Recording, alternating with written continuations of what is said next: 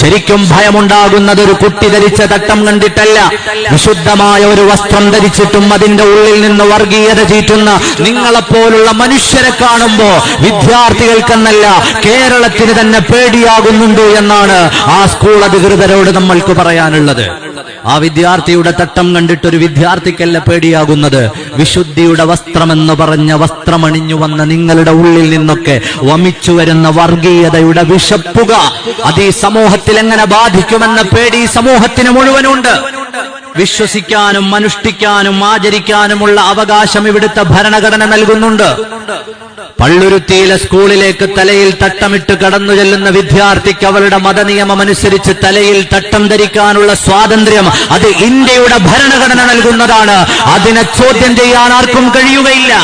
ഞാൻ ഈ സംസാരിക്കുന്ന പള്ളിയുടെ മുറ്റത്തു തന്നെ വിദ്യാലയമുണ്ട്.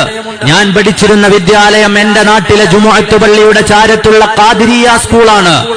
നമ്മുടെ നാട്ടിലെ പള്ളികൾ നടത്തുന്ന സ്കൂളുകളിലേക്ക് വരുന്ന ഏതെങ്കിലും ഒരു കുട്ടിയുടെ കുറി മായിച്ചു കളയാനോ കുരിശുമാല എടുത്തു കളയാനോ ഇന്നുവരെ ഈ കേരളത്തിലെ ഏതെങ്കിലും ഒരു മുസ്ലിം മാനേജ്മെന്റ് ആലോചിക്കുകയോ അല്ലെങ്കിൽ അത്തരം നടപടികളുമായി മുന്നോട്ട് പോവുകയോ ചെയ്തിട്ടുണ്ടോ?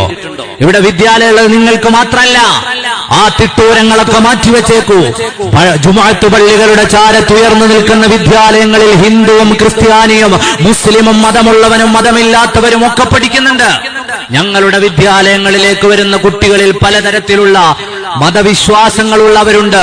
അവരുടെ മതവിശ്വാസങ്ങൾ വ്രണപ്പെടുത്തി അവരുടെ വിദ്യാഭ്യാസം എന്ന ആശയത്തെ ഇല്ലായ്മ ചെയ്യാൻ, അവകാശത്തെ ചോദ്യം ചെയ്യാൻ ഇന്ന് വരെ കേരളത്തിലെ ഒരു മുസ്ലിം പള്ളികളുടെയും കീഴിലുള്ള സ്കൂളുകൾ അവരുടെ അജണ്ട തയ്യാറാക്കി വെച്ചിട്ടില്ല.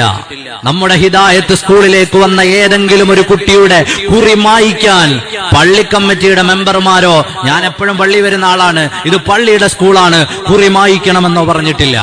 കുരിശുമാല ഊരണമെന്ന് പറഞ്ഞിട്ടില്ല. ശബരിമലയിലേക്ക് പോകുന്ന സമയത്ത് നമ്മുടെ സഹോദരങ്ങൾ ധരിക്കുന്ന മാലയും ധരിച്ചുകൊണ്ട് അവർ ക്ലാസ്സിൽ വരുമ്പോ അവർക്കുള്ള അവകാശങ്ങളെ വകവെച്ചു കൊടുക്കുന്നതാണ് നമ്മുടെ പാരമ്പര്യം.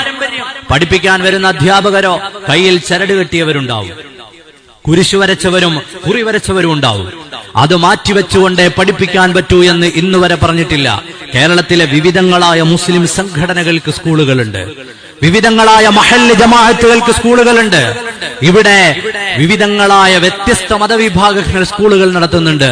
അവിടൊക്കെയും അവരവരുടെ അവകാശങ്ങളും മതങ്ങളും ഒക്കെ അനുസരിച്ചുകൊണ്ട് വരാനും പഠിക്കാനുമുള്ള വലിയ അവസരങ്ങളുടെ ലോകം തുറന്നിട്ടിട്ടുണ്ട്. അതിന്റെ ഇടയിലാണ് ആർക്കൊക്കെയോ വേണ്ടി പണിയെടുക്കുന്നു എന്ന് തോന്നിപ്പിക്കുന്ന തരത്തിൽ മുസ്ലിമീങ്ങളുടെ തട്ടത്തിൽ പിടിച്ച് പുതിയ വിവാദങ്ങൾ ഉണ്ടാക്കുന്നത്.